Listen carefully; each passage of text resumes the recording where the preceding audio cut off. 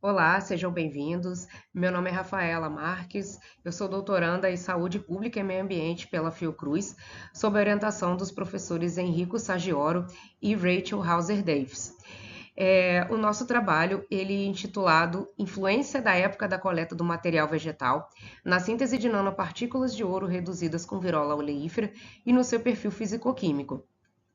Então aqui, nosso trabalho, ele selecionou 4 bibliografias diferentes que sintetizaram e caracterizaram a mesma espécie de nanopartículas, mas em anos diferentes. E, consequentemente, os autores realizaram coletas do material vegetal em diferentes anos, né?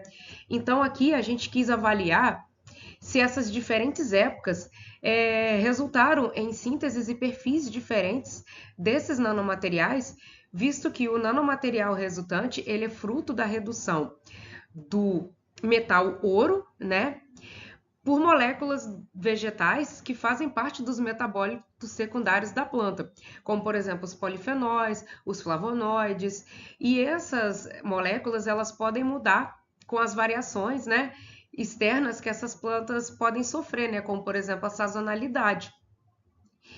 Então, a gente avaliou o perfil dessas nanopartículas, né? O perfil fisicoquímico através das caracterizações por microscopia eletrônica de transmissão, espalhamento de luz hidrodinâmico ou DLS, potencial zeta, Raman e UV-Vis. E também a gente avaliou o processo de síntese, né, através do planejamento fatorial otimizado, levando em conta que todos os autores avaliaram 5 variáveis diferentes, né, que foi temperatura, pH, concentração, tempo e agitação. Então, aqui como resultados, o que eles nos mostram, né, é que os 4 encontraram em comum nanopartículas esféricas. Só que em contrapartida, eles encontraram distribuições de tamanho dessas nanopartículas esféricas diferentes de acordo com esses gráficos aqui de distribuição. Quando se avalia o DLS, o que se pode perceber é que Contreras e Marques encontraram nanopartículas com tamanho menos polidispersos e Ferreira encontrou distribuição de tamanhos mais polidispersos. Aí, quando se avalia o potencial zeta, o que se pode perceber é que os 4 trabalhos eles encontraram estabilidade nas nanopartículas, visto que o valor do potencial zeta deu mais que 30 em módulo. Em contrapartida, Contreras encontrou carga superficial dessas nanopartículas de caráter positivo e os demais trabalhos cargas superficiais de caráter negativo. Quando se avalia aqui o Raman, percebe-se que todos eles tiveram valores de 1.300 e de 1.500 como estiramentos principais. Os de 1.300 correspondem ao estiramento dos grupamentos carboxílicos e os 1.500 estiramentos dos grupamentos aromáticos.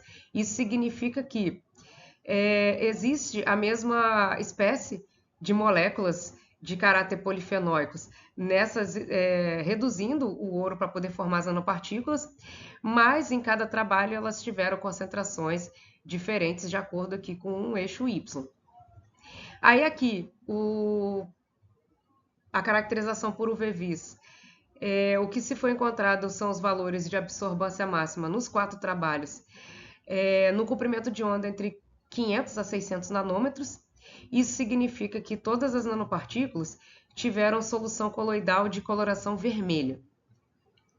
Agora, avaliando aqui a tabela, ela nos mostra como foi o processo de síntese dessas nanopartículas por planejamento fatorial, em que cada uma teve variáveis significativas diferentes, né? E também seus respectivos valores de variáveis significativas, né? Exceto o tempo, que todos eles que encontraram o tempo como variável significativa encontrou o tempo de 6 minutos.